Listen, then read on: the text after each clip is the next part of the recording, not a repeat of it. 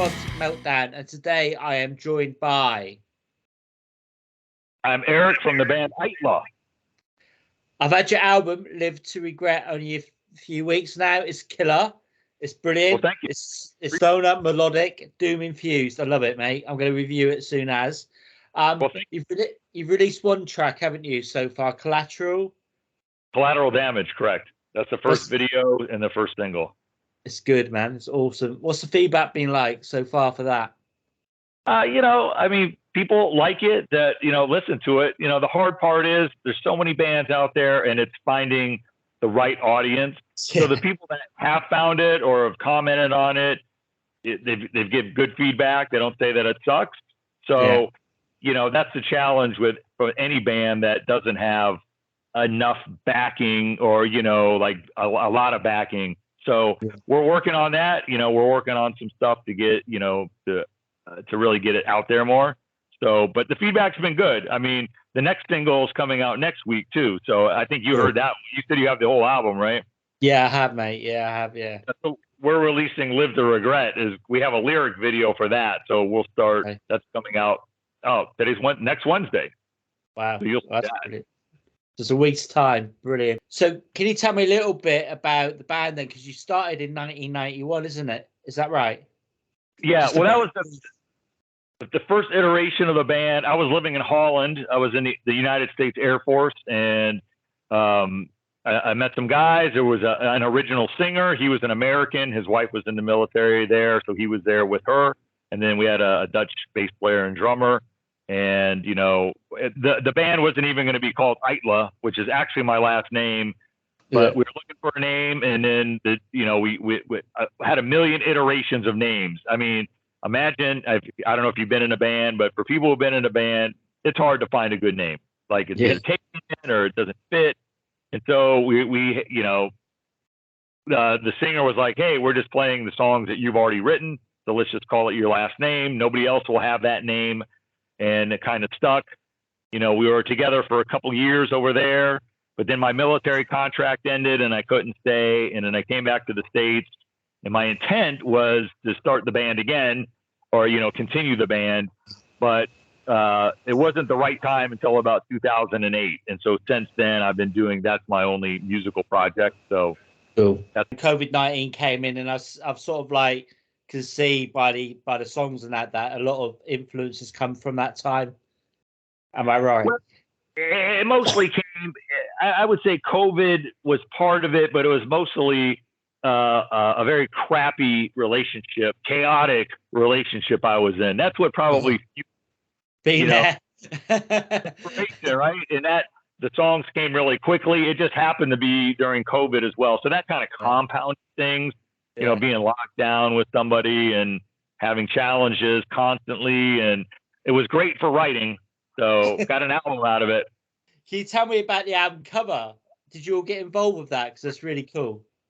Well, thanks. Well, actually, so for anybody who's a musician and you got to release an album, the second most stressful thing is coming up with artwork. And so for this one, I was, looking on the internet for different artists, and I found a guy that I liked.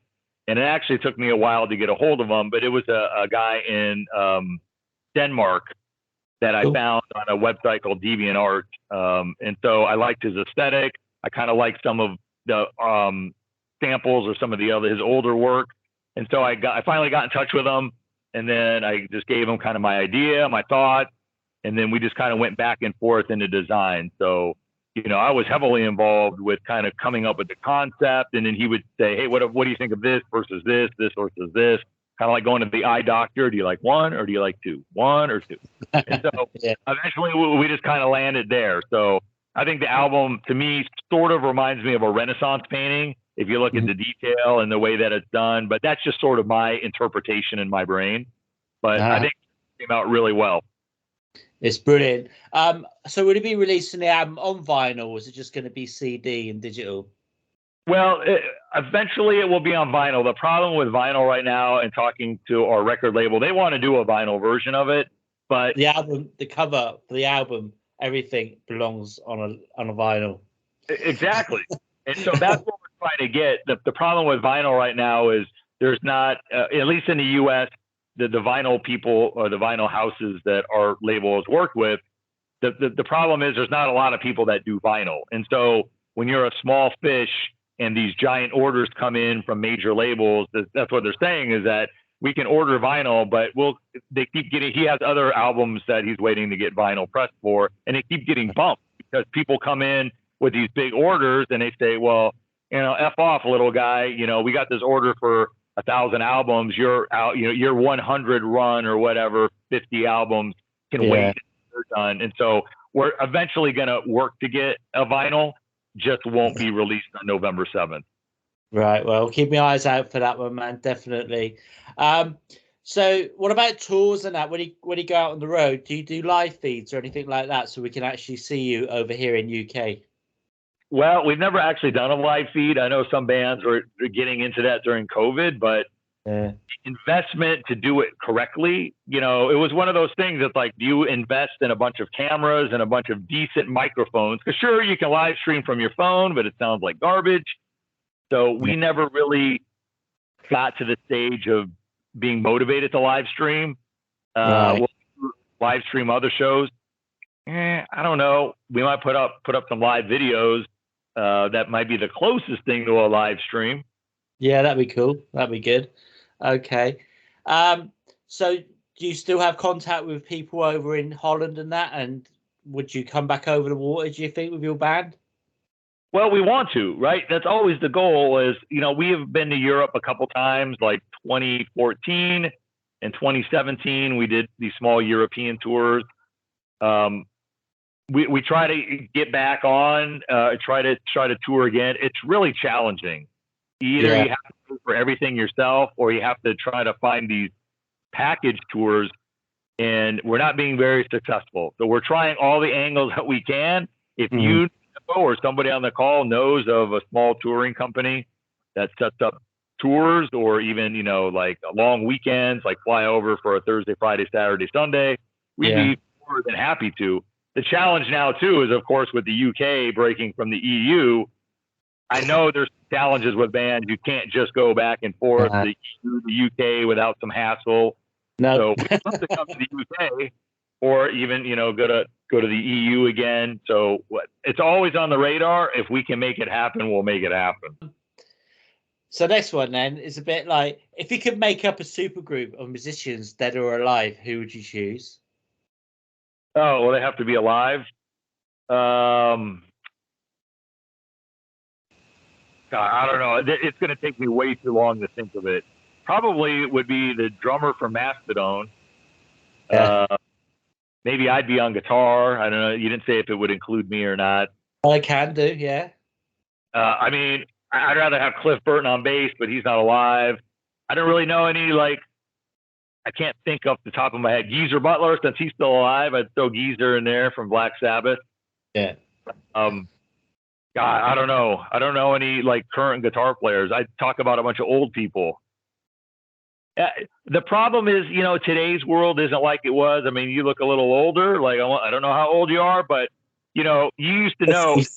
I'm 53. Okay, well, we're about the same age. So, growing up, you knew the name of everybody in every band. Yeah. And, now it's impossible. It's impossible. It really is. I know. It's people don't follow bands on that level anymore, where they know the names or they know certain details. Now, some people who are super fans do, but it's not like it used to be. Especially because you used to have to go get magazines like Metal Edge and Circus, and and then you'd have to read about it, and you feel more connected, and different world, So I can't name any guitar players right now. Maybe Dave Mustaine would be in the band. Oh, yeah, absolutely. Yeah. So can you give us 4 words then to describe your band? I would say doomy, sludgy, proggy a little bit, and kind of what you said earlier, a little bit melodic, but that's 6 words. All right, that's cool. I think so. The biggest thing we get from people who listen to the band is they say we sound original. They have a hard time comparing what's the specific genre. Because I've noticed that, I take my influences from anything metal that I've ever listened to. And so if it permeates through me and it's like, okay, well, I'm being influenced by this song. I might have a song that I interpret as like a style, but it comes out through my style. So it's not quite like, it's not quite like a doom metal song, but it's sort of doomy. That's why, I don't, some bands make the mistake of like, everything has to sound the same. If it doesn't sound like a specific, like, oh, that's not us, we can't release it. I don't really care. If I wrote a country song, I'd put it on an Aittala album. Not that I could, but I'm saying if I did, there's a country metal song. Brilliant, yeah. Like you're saying, I'll go back to, I mean, the world has changed massively. Are you glad you started out in music when you did back in the day? Right. No, definitely. Yeah, it's crazy now, isn't it? It really is. I'm finding TikTok a bit addictive as well. It's like, why? It's crap. TikTok was, well, people were saying it was viable to promote your band, but recently I was trying to upload some new samples.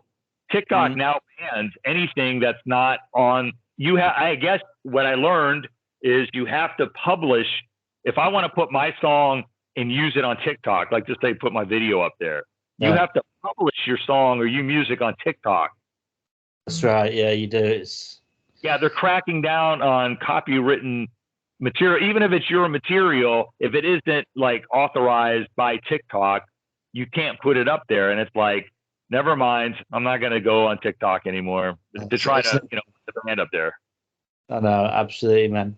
All right, so I'm going to do 5 questions now then. So either or either. So the first one is festival or small intimate gig? Small. Beer or pizza? What was the first one? Beer. Beer? Beer, yeah, beer or pizza. I don't drink beer. I hate it, so I guess pizza by default. Okay, cool. Vinyl or digital? God, I guess like because it's hip, but I don't own I don't own a record player, so I'm like, I've got a record player. Okay, saint or sinner?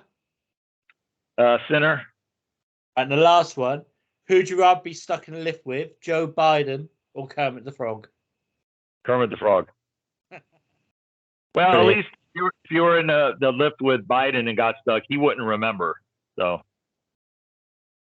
Oh, that's brilliant. Okay, so you're releasing a new single on next Wednesday, and the album gets released on the 11th of November. Is that right? 7th. Right. Okay. Do you have any final words for your fans, our viewers, and listeners? I would say most of anything besides, finding Aittala and exploring. We have 6 albums, 6th album coming out.